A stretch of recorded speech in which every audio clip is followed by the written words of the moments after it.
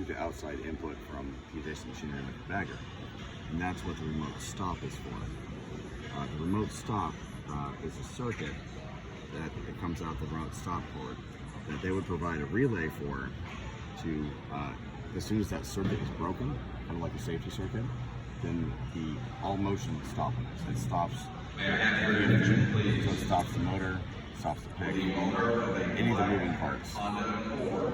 So if your bagger has an issue and you want to make sure that this is stopped for safety reasons when the bagger stops, you connect that line and then the closing machine will stop all motion once that signal is broken. So that is the communication inwards. How do we solve that then? Because they didn't want, so when they turn it back on, they didn't want the operator to have to come hit the button. Did we ever solve that, or is that they? So yeah, as far as CE, yeah, to turn it on, you need to hit the button once before it cycles, and then again cycle. That's not considered the same as far as remote stop. It's a pause in the machine. It's not done manually, so it doesn't count. I mean, but how do we solve that though? So it didn't. It just is. Do you remember the situation we had where it would turn it off, and then when they turned their machine back on, they didn't want to have to come hit the button. That's exactly what it solves. Okay. Because if you're pausing your bagger and you want to stop movement there, it breaks up safety circuit, stops the movement here, and then so as soon as they re-engage that safety circuit, the motor resumes. So it's only when you press the e-stop or turn off the machine entirely do you have to come start the motion of it with the green button. So once you start the motion of this, everything's working. You need to pause. That's fine. It'll immediately resume working. Okay, so just keep it simple. In and out. Yes. With the bagger. This can talk to a bagger. Alarm is talking to a bagger out. Okay. Remote stop is the bagger talking to this machine. Okay. The bagger wants it to stop, remote stop. If this is trying to tell another machine to stop or that it's in trouble, that's the alarm out. Okay. So it has the ability to communicate. Yeah. And those are all completely optional. It doesn't need, you don't need that for this machine to function. But they're just settings, or you say optional. It's not other things they need to buy. It's control. And actually, even that, I made sure that the cables for the alarm and the remote stop are standard. They come with every machine. Okay. So they don't have to call back and say, hey, what do I need to hook up to my machine? Okay. You say, hey, don't worry about it. It's already in the box.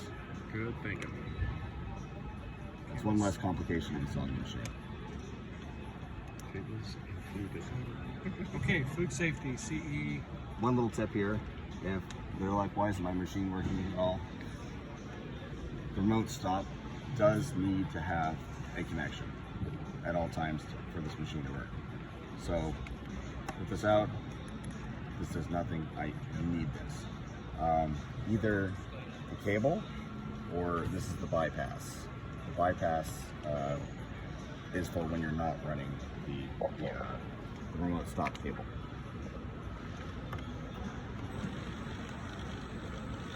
See, just like that. The machine's moving, it cuts the circuit, pauses it, it resumes function. Okay.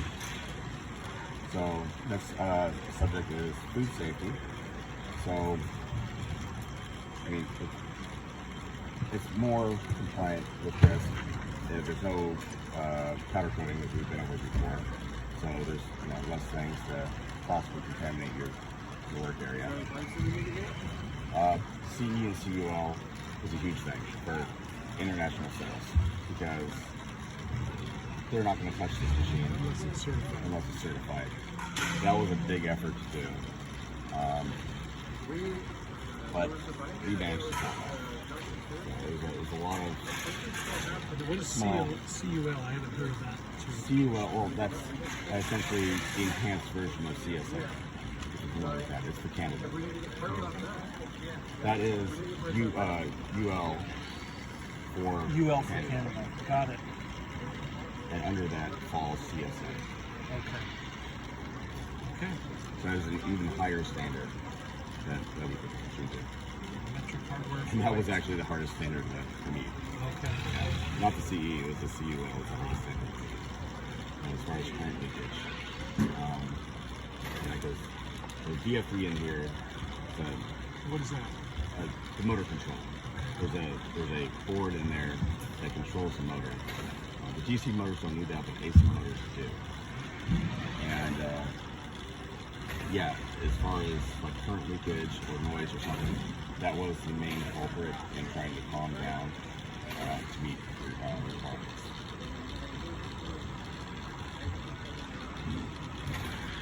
Not really mentioned here, but I guess I should mention it now. To switch over between high voltage and low voltage, you would need the jumper on the VFD, because that is the VFD is the only component, the motor control, the only component that you need to change something to get a higher or low voltage. The rest of the components in here are fine with higher or low voltage. They don't care. We have a sticker on the outside though that denotes what voltage there is. So I guess if you were in the situation where they ordered the wrong machine for the wrong voltage, you probably want to send them a sticker as well, a decal, to put that over the top. And it'd be fairly simple to change.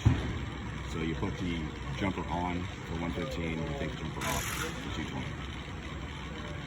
Okay, I have a question. You mentioned this control box possibly could bring some challenges for other bagger companies. Yes, because every part of this machine is it's crammed into really tight places. So all of this up here, it's the same implant. Yeah, So kept it standard. I've kept it very, very similar to this.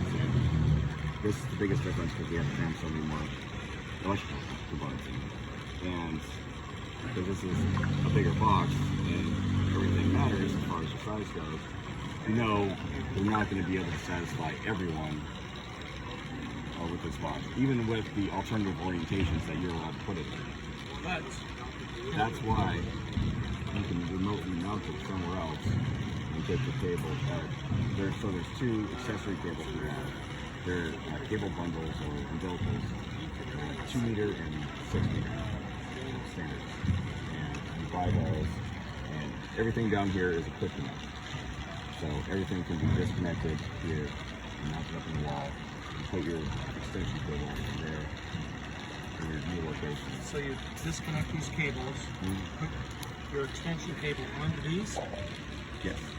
these cables, And the cables that you unplug. okay, and I can take this and put it over here 4 feet away. Yes. Cool. How far? What are the two options? A 2 meter and a 6 meter cable extension.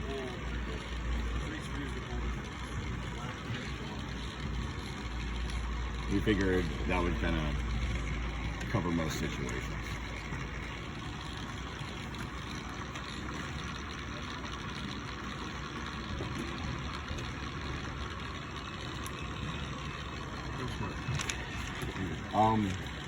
And as much as I want to cut extra weight from this machine, I've left a lot of this blank, so if they wanted to drill and tap this back plate here for custom mounting solutions, they can. I mean, that's already come in handy at Zirkle with the Sims. They didn't like this overhang down below at the bottom. It couldn't be that low. It had to be actually extra high. So we put new holes in it to raise the box just a little bit. So there was the way how the machine sat with the bagger, the bagging equipment came up to like here. And so that wouldn't fit in the default configuration. So what we did was we drilled new holes lower down on this plate. Just to bring it out. Yeah. So they can take this plate off and drill holes in it wherever they need to put this box. There's a second set of poles in here if you want to tilt the spots one way or the other. So say you're putting on a conveyor with a vertical setup. That's what the alternative poles are for, so that you don't have to put your work inside.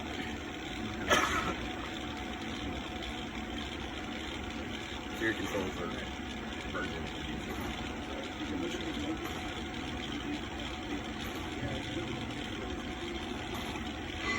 Good. That's helpful.